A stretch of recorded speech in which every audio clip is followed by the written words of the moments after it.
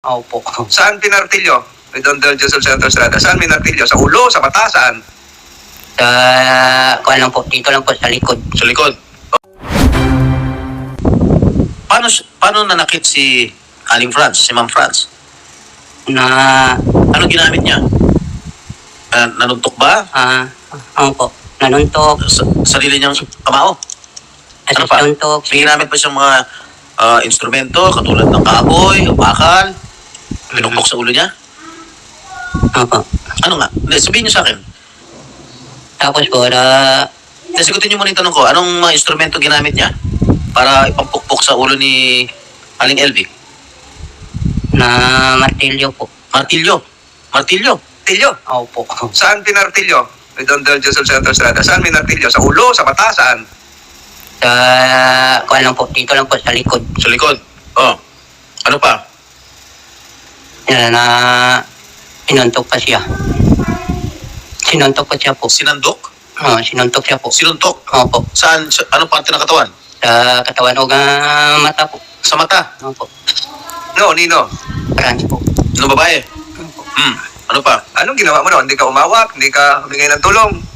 Hindi mo sinabihan si yung amo mo na Franz na, Ma'am, tama na po yan. Hindi po. Bakit? Natakot ako po eh. Ba't ka natakot? Alam mo na minamaltrato yung kasama mo sa bahay. Balik kami mag-away eh. Wala kang ginawang aksyon. Ulit? Ayaw ko mag-away po eh, kaming dalawa eh. Hindi pa rin eh. Tatakot ko eh. Siyempre, babae yan eh. Okay. Mang Dodong. Ilan taon ka na ba? Mang Dodong, mas matanda pala ako sa'yo. Dodong, ilan taon ka na? Nagiging ng 30 po. 30 anyos ka na? Opo. Okay. Kalahati na yung tatlo.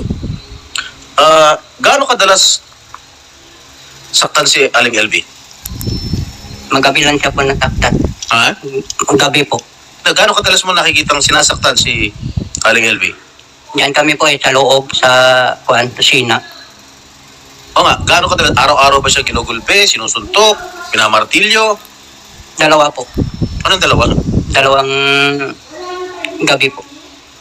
Araw. Dalawang gabi mo nasaksihan Opo. ang panununtok ni Aling Elvie o pagmamaltrato kay Aling Elvie.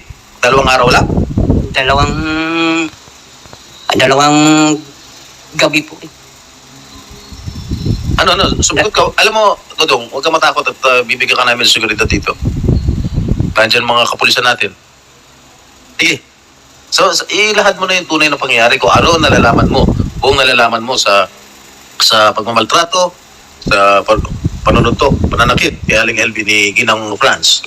Primero na yan, bago ako napasok doon, sinuntok siya. Sinuntok, sipa, tadyak, untok sa CR, tsuk-tsuk sa loob ng CR sa duro. Kasi ulitin mo nga ano. Nandun ka rin sa CR? Nakita mo? Opo. Malaki ba yung CR? Wala na po, isa lang CR namin doon po. Malaki. Bukas yung pinto. Ano nangyari para mo? Nakita naman yun. Nasa CR. Opo. Kita namin doon po sa may kuwan. Bukod sa'yo, sino pa nakasaksi nito? Sino nakakita? Ikaw lang o meron pa iba? Wala na po. Wala nang iba. Nung nakikita mong ginugulpi si LB, manang LB, ikaw lang ang nakakita. Wala nang iba. Wala nang ibang kasamahan ka sa trabaho na nakapanood din. Wala po.